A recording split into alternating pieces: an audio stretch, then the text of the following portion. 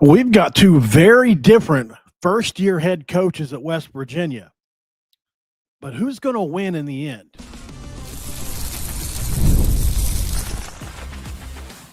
You are Locked On West Virginia, your daily podcast on the West Virginia Mountaineers, part of the Locked On Podcast Network, your team every day. What is up, guys? Welcome back in. My name is Mountaineer Paul, and I am your host. This is Locked On West Virginia, baby. Well, we're talking about Ross Hodge versus Richrod. I thought it'd be a fun topic to do. Who's going to have a better first year at the helm for West Virginia? But before we get there, let's talk our today's sponsor over at FanDuel. And if you didn't know, right now, FanDuel is doing a big deal. $150 in bonus bets when your first $5 bet wins. You can't win if you don't play. Head over to FanDuel today to get started. Thanks for making Locked On West Virginia your first listen and for being a part of the Locked On Podcast Network, where we talk about your team every single day. That's right. Paul After Dark does not have a timer. It starts when I get here. What's on my shoulder? Oh, that's right. I turned my sweater inside out. First of all, I just want to ask somebody in the chat. This isn't clickbait. This is a question. Clickbait is if I post something up there and it's a lie and it's not really what it is or something like that. This is just a straight up deal, like one between the other. Anyways, I think this is a difficult subject. Like, I wanted to do it, and I've been wanting to do it for a couple of weeks now, but I've been waiting for more data to roll in. And now that I've got some more, I think I'm ready to roll out with I'm a little timid with it, but it's going to be fun to talk about. And look, here's the other thing about this. At the end of the day, guys, this is just for fun, right? It's not that serious at the end of the day. We're just having fun. If you're a sicko like me and you want to talk about West Virginia at 10:15 at night, then this is your place, right? If you love West Virginia enough to be up at 10:15 to do this, then hey, you're in the right place. If not, go to bed. Night, night. Okay. The questions I have are this. I just have a few. And in order to come to a conclusion over this, who's recruited better? Who's recruited the portal better? What was the state of the program each guy inherited when they inherited it? How do their philosophies differ, if they do at all? Who's got the edge in coaching staff? You've got, who's been hit harder by talent losses? Who has more returning experience? Whose schedule is tougher in year one? Who has more pressure on them from the fans? And who's the X factor for each? Like, there's a ton of different questions here, right? So let's jump into it, man. I'm going to try to answer as many of these as I possibly can while I simultaneously remember to pull up the schedules, because obviously that's something I forgot to do when prepping for this video. There's just so many different little things that I had to roll out here. Let's see, WVU basketball schedule. All right, so this should be fun. So let's start with who's recruited better out of high school. Like I said to begin, this is an apples to oranges comparison on some of these. It really is. It's just the number is so much different. It'd be much easier if you could do this over the course of a couple of years and try to answer this, but it's okay. There's a lot more questions to get into. Out of high school, I think it's pretty clear Richrod wins that. I really think that some of the guys that we've gotten in basketball are going to be good. Don't get me wrong there. Like, I really like those kids. I think DJ Thomas, 6'7", 210. I think he's going to be a good player. I really like him. But we're going to see just exactly how good he is, because he's going to have to play quickly. He's going to have to play quickly. Obviously, Forsyth is a dude, and we'll see. And then obviously, I'm not going to go through all West Virginia's football ones, but there's a ton, right? High school wise. So you give the edge to Rich there just for sheer numbers, but I expect now that I think about it, I think Richrod's probably won't make as big of an impact in year one as Ross Hodges will, though. Like Jaden Forsyth is going to play a lot of minutes, a lot. I would expect. DJ Thomas probably going to play some minutes. Especially if we don't get any more guys. So there's that.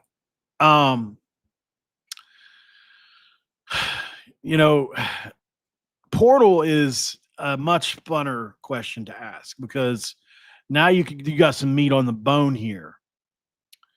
On the basketball side, you've got a ton of experience shooting.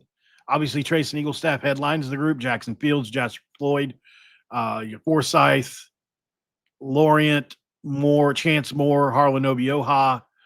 You got Abraham Oda, which I don't count because he was already here, basically. DJ Thomas, Morris Ugusuk. So I thought there was one more, but I'm missing. So, and then on the football side, you've got just a ton of players. I mean, it would take me forever to read through them all, but headliners-wise, you've got Jalen Henderson, Jalen Knighton. At wide receiver, you've got Cam Vaughn, like the really good players, obviously. I think the tight end coming out, Grayson Barnes is going to be good at tight end. You've got a ton of really, different varying levels of offensive linemen. Jamori Robinson headlines the entire class along with Michael Coach Jr. I think I don't know if we got a Trey Eaglestaff in football necessarily. You could make a case for maybe for Jamori Robinson as far as high-end talent. But I'll give basketball this one. I think they probably won in the portal overall. Here's the reason I'll say that. Although I love these players that they brought in football, there are a few guys that are like really big question marks that I don't know what's going to happen. And if they swing and miss on these guys, then it is what it is, right? Like some of these lower level kids, coming up from D2, a few of them I really like. We know Cannon Katzer's one. On film at Ferris State, he looks really good.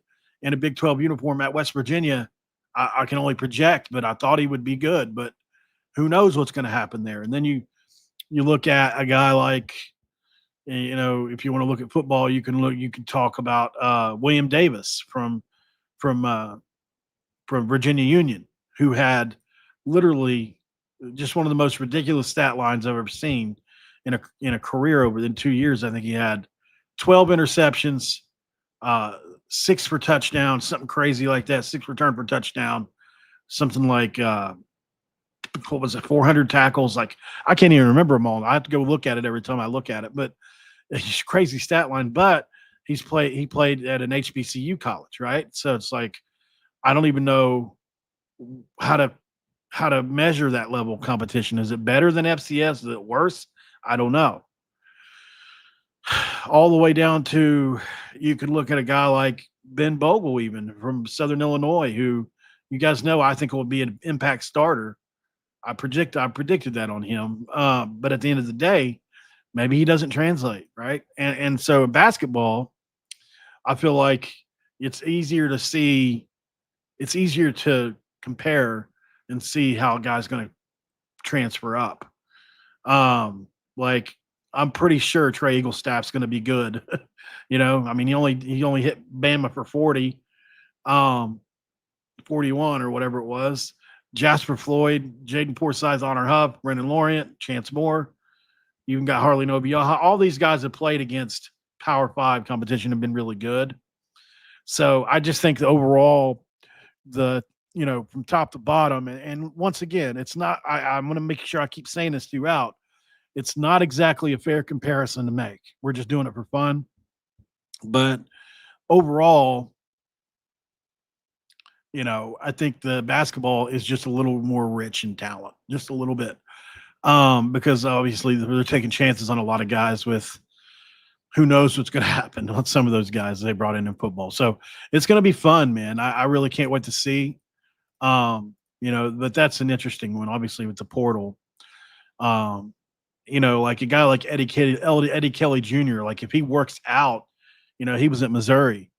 I mean, could he end up being one of the best players in this class? I think he's got a shot, right? Or what if Christian Hamilton, who never played a snap at North Carolina, really, but has obviously got a hot, big pedigree, could he work out and turn into this, all-star receiver? Like, there's a bunch of different ways this could go. Could Trace and Eaglestaff end up taking a step back and not being as good, but Brennan Lawrence turns into a lottery pick or something crazy? Like, all these things are possible all at once. What's the state of the program each coach inherited? That's the next question. We'll talk about it after the break on Locked On West Virginia.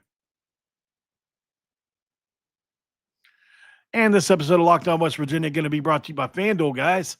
When it comes to FanDuel, they're doing it big and they're doing it right because the summer falls are all in full swing. And whenever you learn and love about baseball, you want to see it under the lights. You want to play golf on the green. And if you're going to play soccer, you want it to be for high stakes. FanDuel is the best way to make every moment more and every game more exciting. You're already following the action, so why not make it a little more thrilling and get in on the action? Well, with FanDuel, you can do just that and get in on the game with your friends. And they're getting sunburned on the beach. You're playing FanDuel. Listen, I've been using FanDuel to track my favorite matchups, and the app keeps it fresh with new daily promotions and fun ways to bet. If you want to be like me, go to FanDuel. New customers can bet just $5 and get $150 in bonus bets. That's if you win. Open the FanDuel app today or visit FanDuel.com/lockedon to get started.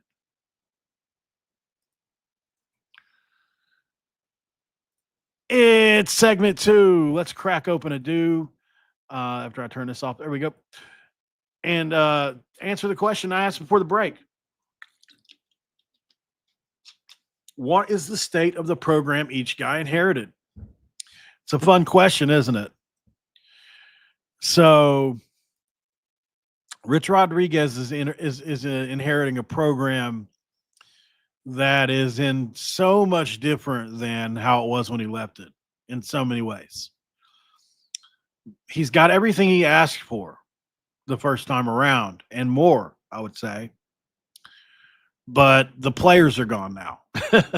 Like maybe they're there, but I'm saying the players we had in 2007 are gone now. So that elite players are gone now, and now he's got the facilities. Hopefully this time he can marry that with the players. But Neil Brown overall left a pretty good culture behind, I think. Overall left a pretty good program behind. But it was floundering and mediocre on the field. Like, here's how I would phrase it. The program was good everywhere except for on the field. Is that fair? I think the way they did camps was pretty good. I think the way they recruited was okay. I mean, the portal is, it's iffy, I guess, because really never really got a whole lot of smash hits out of the portal. I mean, there was a couple, obviously, Beanie Bishop, Charles Woods, he was good for 1 year. Other guys, and I'm sure there's other guys, I'm just missing them. But, what Rich Rodriguez is inheriting is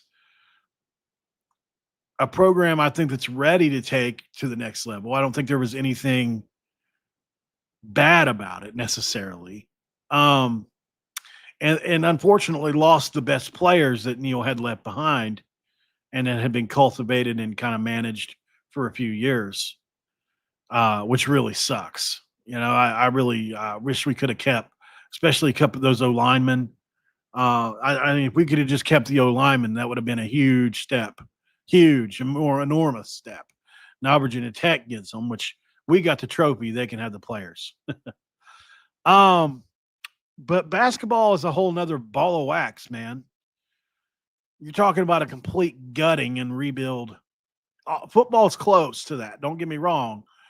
And basketball in the sense of facilities and everything like that, in a good spot. There's no culture because there's not one player remaining. Like with football, there was a couple guys left that had some semblance of culture that he had to change. But I mean, overall, Neil didn't have a bad culture. I feel like it wasn't a winning culture, but it wasn't like a toxic, negative place to like. They were getting rid of those guys. That's why guys like you saw Winston Wright Jr. and guys like that go right. Ollie Jennings, guys like that. So, what Darren DeVries did, though, and the way he did it, it just kind of stained the program, in my opinion. And the fact that we didn't get into the NCAA tournament is another mark against us in a lot of ways.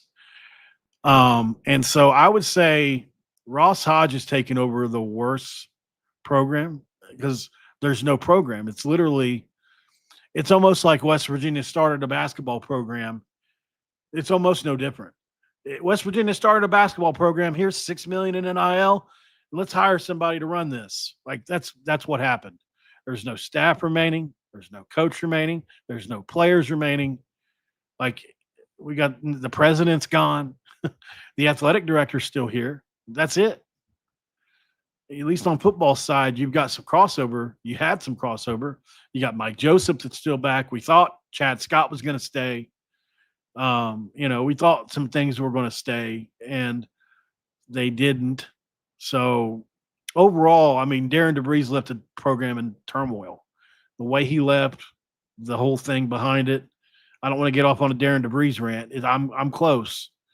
But yeah, generally speaking, like Richrod inherited way more. It's not really that close either. Like he had more fan support, more financial support, I think, and more everything. Another interesting question that I posed to you, and I'm curious to know what some of you think. How do their recruiting philosophies differ? Because I think Rodriguez just said playing out, get the best players regardless of eligibility. And that's how we're going to do this. Well, Hodge is rebound, he's kind of doing this thing from scratch, focusing on system and program fits. I wonder whose approach sets up for a stronger first year turnaround. I'm curious to know that question. I don't know the answer to that one either. I really don't. I don't know which one would be better. I think focusing on, you could say focusing on fit and things like Coach Hodge, I think, has done for the most part. They've been very selective, have they not? Like there have been a few players that I know for sure that I've spoken to that have been told that they just weren't in the running or whatever, that wanted to come to West Virginia. And we're talking about guys that went to other Power 5 programs, but they just weren't there. West Virginia's kind of player that they were looking for. I don't know why. I don't know what they saw or didn't see. Maybe there's something in their past or I don't know, but they won't take certain kind of kid. They just won't. You got to be a certain kind of kid. West Virginia and Rich Rodriguez very similar though. Like they have a certain kind of mindset they want you to have. You got to be tough. You got to be physical. You got to play with the hard edge, or at least they've got to see that possibility in your future. If they don't see that possibility in your future, you ain't coming. I don't care how talented you are. So there is that as well. Both are trying to build a culture. That's right. Coaching staff. This is a fun one, right? You could definitely make a case for either, I guess, but I'll explain myself in a minute. But obviously, Coach Ross Hodge brought a lot of his guys with him, but the guys he has are really good. Like Jace Earl and Phil Forte and Johnny Estelle all have a ton of experience. Ton. Phil Forte is a star on the rise. A lot of people feel like Jace Earl and Johnny Estelle have both been head coaches before. So they've got a good staff. Mike Randall, Andre Shaw, both really good coaches from what I understand. If you look at Sean McClurg, the director of video scouting and analysis, not bad either. What about Ben Murray over there? He's the sports administrator. Not exactly sure what that means or looks like, but you've got Jason Martinez here as a strength coach. So there's a lot to dig into with the staff. It's really good. Definitely really good. on the football side, it's definitely interesting, I think, because Rich Rodriguez has never had such a big staff, right? He's never had just so many coaches. Let me just show you how many coaches. Rich Rodriguez, Zach Alley, Travis Trickett, Jack McNeil Jr., Jeff Castile, Logan Bradley, Gabe Franklin, Ryan Garrett, William Green, Pat Kirkland, Michael Nicewander, Larry Porter, Rhett Rodriguez, Rod West, Henry Weinreich, Mike Joseph, Parker Whiteman, Traylon Brown, Thane Bukowski, Jake Castile, Ashton Derrico, Noel Devine, Derek Dressler, Tucker Donati, Chris Herring, Ryan Nealon, Andrew Warwick, Pat White, and Jaquez Williams. The support staff: Lori Rice, Dusty Rutledge, Chuck Lilly, Cole Dial, Raquel Rodriguez, Mike Montoro, Rashid Marshall, Hannah Braxton, Patrick McCain, Isaac Miller, Garrett Hirsch, Tyler Lesick, Director of Scouting, Nick Bankston, Assistant Director of Scouting, Jake Heron, Associate Director of Creative Content, Ty Hunley, Nick Meadows, William Bernhardt, Vince Ipolati, Raekwon Horton, Dr. A.J. Monsu, head position, Michael Polasic, Kelly Kessler, Jonathan Brainard, Amelia Sipas, Dan Nealon, Austin Blake, Alex LaVille, Jake Deaton, Dr. Sophia Espana Perez, Zach Seeger, Donovan Parker, Hunter Gurrell, Meriden Bollinger, and Brandon Hardy.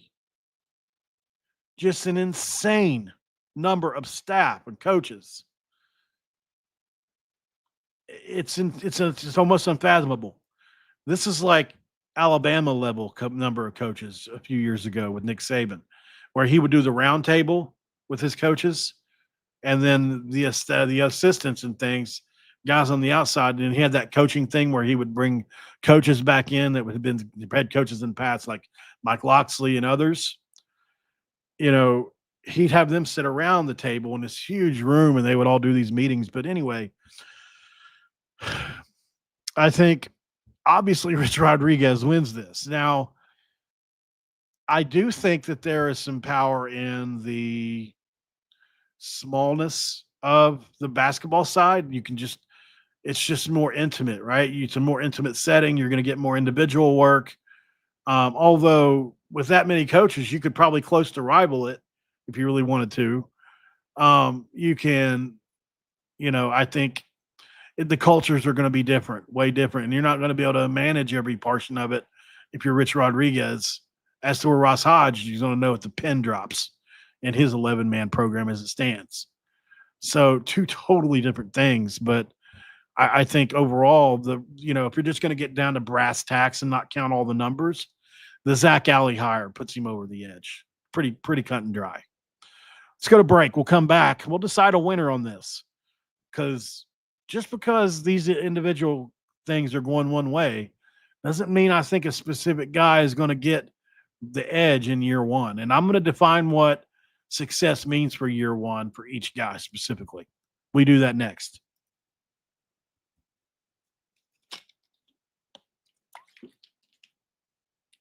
All right, we are back. Locked On West Virginia. Like the video, guys, if you don't mind. Subscribe if you're new around here. And absolutely, positively share the video out if you get a chance. By the way, it says to me that only 8% of the people watching these videos have the notification bell turned on. That was shocking to me. I didn't know that. If you're watching this on YouTube, can you please just make sure take a second and look and see if your notification bell is on? If you're on X and you're on a computer, or if you're on your phone, when you're done with this or whatever, head over to YouTube. Just make sure your notification bell's turned on, because I go live at this point multiple times a day, 7 days a week. And you can at least decide whether or not it's something you want to talk about. But I would appreciate it, from a content creator standpoint. It would make me very happy. Okay, so back to it. We're talking Rodriguez. We're talking Ross Hodge, and a couple other questions we need to ask here, right, about this. This has been really interesting, obviously. And it's also back on the coaches really quick. Obviously Coach Rodriguez brought in Pat White, Jeff Castile, Noah Devine, guys like that in. So the WV ties are also really heavy, while Ross Hodges is more North Texas ties for now. So I think that gives, Richrod a little bit bigger boost in year one for sure. All right. Let's get into this segment here over which basically we're going to analyze the hurdles. The talent loss is something we haven't really looked at. And some other unique factors that are going to impact this. So who's been hit harder by talent losses? I think this is a hard one to answer. Rodriguez has lost Josiah Trotter Jr., who had 92 tackles. C.J. Donaldson had 700 rushing yards and was basically given on the goal line at times. And Hodge only has 3 players on scholarship left with 0 scorers returning from last year, and all those guys left. So whose roster took the biggest gut punch? I think you have to go with basketball, but it's close. It's really close. Nico Marchiol alone being back, you have to give it to football. Or Jaheim White. Sorry. Both of those guys, right? And that's not including Bray and some of the offensive linemen we have. Like, Richrod has a couple pieces to work with. Ross Hodge has 0 pieces to work with. Absolutely none. Literally none. Like, not even just pretending. Like, no, you got nothing, brother. That's why I said earlier. It's basically like we said, okay, we're going to kill the program, restart it, give somebody $6 million in NIL or whatever the number is, and here, start this program at West Virginia, and we build them some facilities. Like, that's basically it. Like, it's almost like nobody's existed. We've had so many first-year coaches in a row. It's like, at a certain point, it's like, geez, man, when's this going to stop happening? We went from Hugs to Josh Eilert. It's been nuts, man. It's been nuts. So basketball's got a tough road to hoe there. There's just no pieces to pick up. It's like you pick them up and they're just sand. All right. So I think obviously, Richrod's got the advantage here on that. What about fan pressure? This is going to be a fun one because I think they both got a lot of pressure in different ways.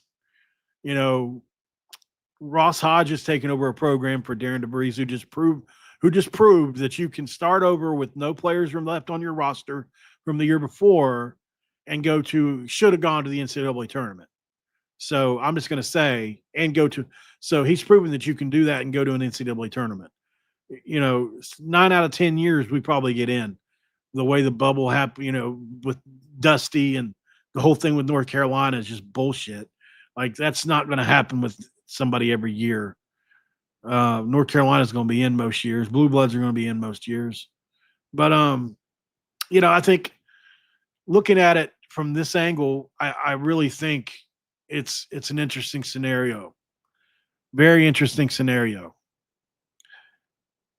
Rich Rodriguez carries the weight of 1,000 suns.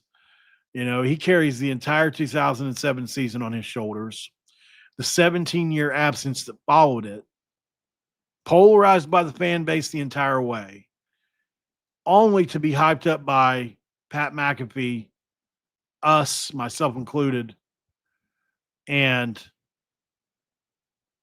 Ken Kendrick, all hyping him back up from Morgantown, saying he's going to be not just him, Pac-Man Jones, other former players. So many people have come back and said, bring this guy back, that it's almost an insurmountable task for him to meet everyone's expectations outside of winning the Big 12 championship. going to the playoff. There are some people that won't be happy with anything besides that. And even then, there will be detractors. I know a guy that no matter what happens, he still doesn't want Rodriguez back. He doesn't think that he deserves it after what happened last time, no matter what. It's like a deep resentment for him. Zach, if you're in here. Um, but yeah, so obviously fan pressure it's pretty damn it's a landslide victory for Richrod on that one. He's got way more pressure, which is a point for Ross Hodge. I think there's no pressure to not no pressure. There's almost no pressure on Ross Hodge. I think, he's been given the keys to a pretty good situation overall. And I think he has the ultimate confidence in himself that he's going to be able to get this thing turned around. And he's got a couple years to do it easily. So Richrod doesn't necessarily have that. This thing could buckle inside of 2 years if things went badly enough. I think, maybe he gets a year 3, but overall, man, it would be super difficult. So I would not envy to be in Richrod's situation. Schedules are another one. The football schedule is interesting for sure. I think it's definitely interesting. Basketball schedule similarly very interesting. I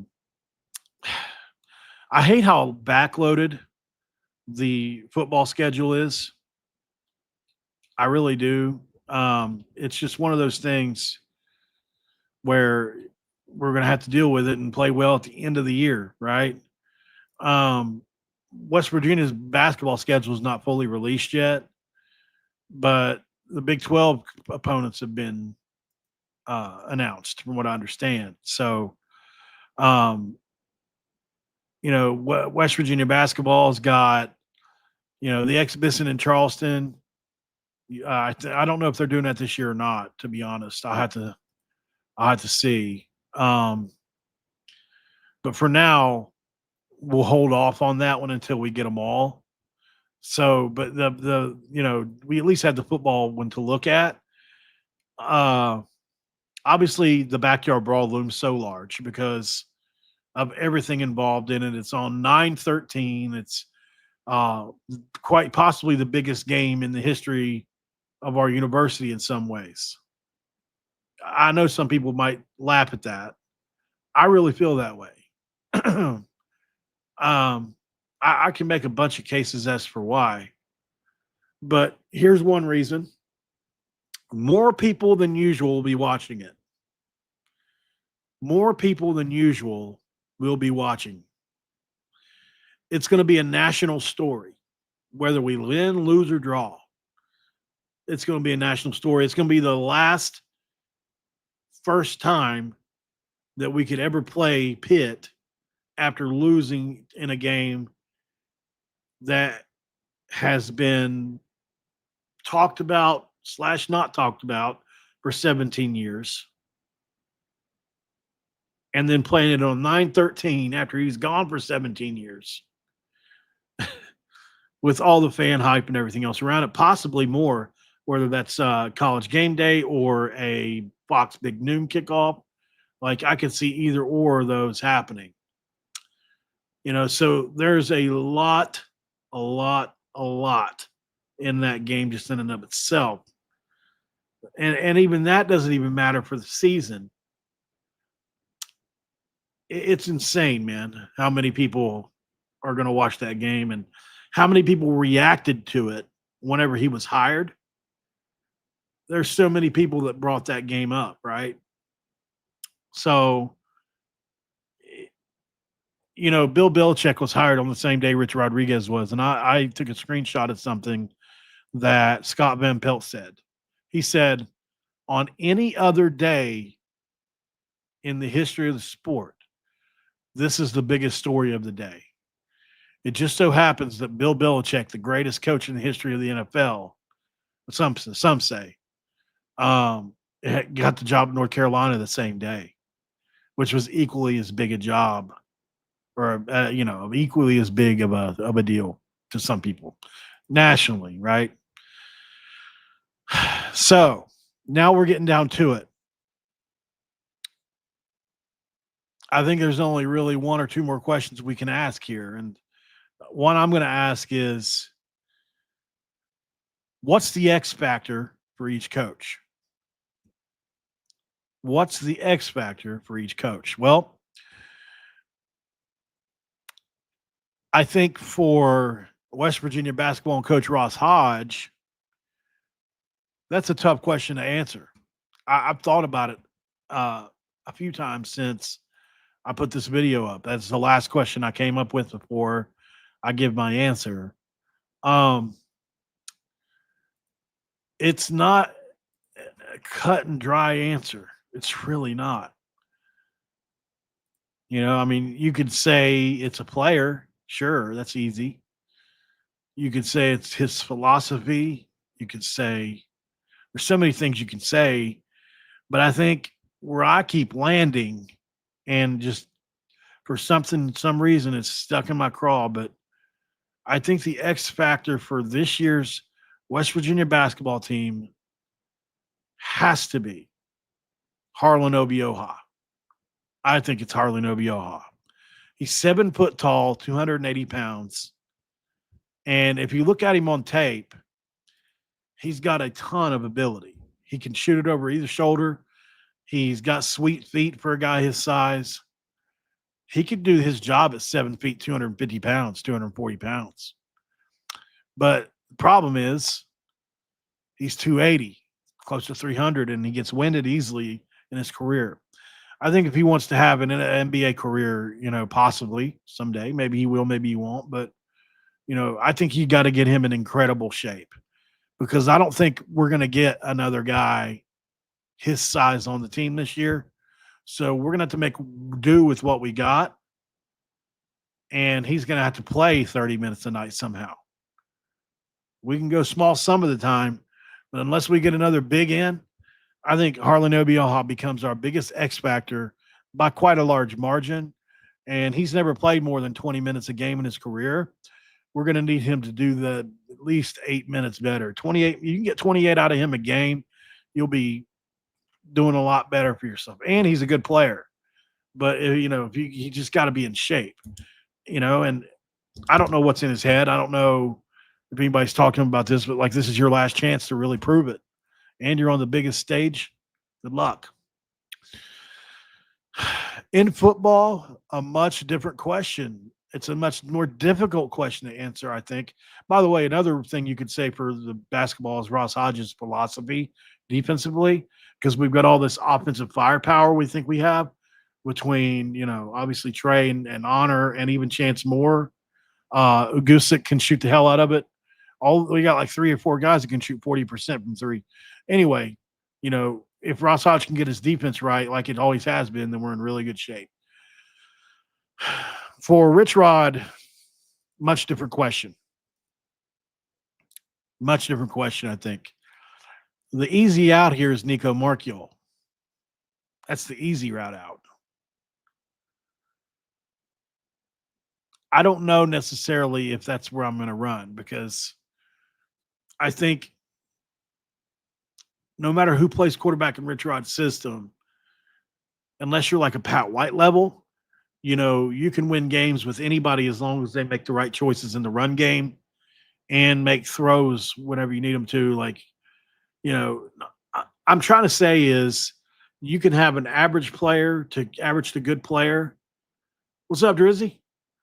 In this offense, and you could still win games.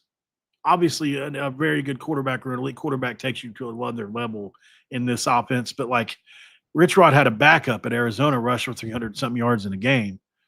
So, you know, as long as you do your job in this offense, like, you can be really good. And I think it puts players that are not conventionally talented in reasons to, you know, succeed, like Pat White, who developed himself into a good passer, but he wasn't always a good passer. And probably didn't have the best arm for the NFL anyway. Or you can look at a guy like, try to think of another better example. like a Rashid Marshall, I guess, is another one who, in those days got passed up by a lot of colleges to play quarterback. Richrod found a way to make him biggest player of the year. So, I think quarterback's the easy out. Jaheim White is another one you could pick as an X factor. But I don't think it's him either, because I think the running back, we're going to be good there no matter who's at running back. We're going to have production. So who is it? What is it? It's such a hard choice to make. I've thought about it over the last couple hours a lot. Going into this video, I could not figure for the life of me what the X factor is for us, like truly on this team this year. Like, is there just one X factor, or is it just like the offensive line? Because that's, if I can do that, if you'll give me that, then I would probably go there. I would say then overall it's just getting the right 5 offensive linemen, but that's like 5 players, right? So it's not exactly fair against basketball, because then I could say, whatever team aspect that you want to point out, or whatever combination of things. So, so just picking one thing is so hard. But I guess if you're going to make me, I'll go with, I'm bouncing between a couple. So help me out loud here. I think for this team to be successful in year one, which means like 7-8 wins, in that range, where it's like you're excited for year 2. You had 60 guys come in. It's tough, got a tough schedule to end the year, all that. I think you've got to look at Cam Vaughn. I think, you have to look at him as one, because we haven't had a true number 1 wide receiver at West Virginia in a long time, since Neil Brown has been here, really. I mean, you can maybe Winston Wright when he first got here was one, but apparently he wasn't a great person. I don't know I don't know that personally, but I've heard that. All the way down to Michael Coach Jr. or Jamoy Robinson. Like, I think one of those 3 guys you can make a case for, but I'm going to go a different route. I'm going to say, because I think to me, an X factor is somebody that isn't your best player necessarily. That is, an X factor is something that's like almost like out of nowhere, or like, oh, this is a big surprise if this happens, right? So for me, I'll say Justin Harrington turns into a first team All Big 12, maybe even All American type player, the defensive back out of Oklahoma or Washington now. If you look at what he was able to do at Oklahoma at times, it was really, really good. He's got the length, ability, and all that to be really good. It's all depends on if he's 100% from the lower leg injury, the knee or whatever it was that happened, or not. I think that's at the crux of it. But, because he is NFL talented pre-injury. I don't know where he's at now, but I do know this. That kid is so good. 6'4". Just, can you imagine him playing on? He's like another Robert Sands. So, and I think I think he played corner at Oklahoma. I think he'll play safety for us. Maybe he played safety there. I'm not sure, but I think he's a true X factor. Like, if he pops, then this is going to be big. Along with my guy Ben Bogle, I'll throw him in there, but.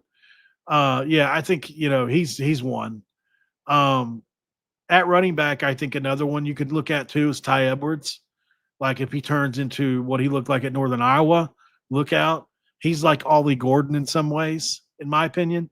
So there's also him to look at. But, so there's a lot. If you want to look at like an outside thing that could be an X factor, I would also look at Richrod and his ability to change with the times a little bit. The no TikTok dancing doesn't scare me as much as how they're not willing to wobble or bend on paying.